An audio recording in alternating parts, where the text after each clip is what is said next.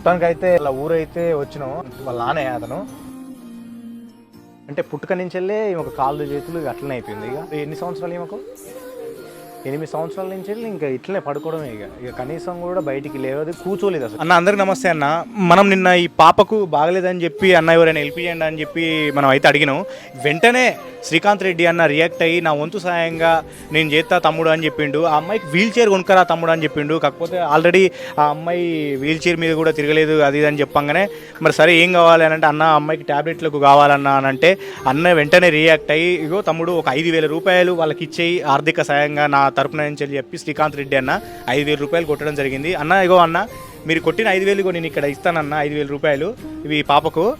అన్న థ్యాంక్స్ అన్న, మీరు వీళ్ళకు హెల్ప్ చేసినందుకు. అన్న మా పాపకు సాయం చేసిన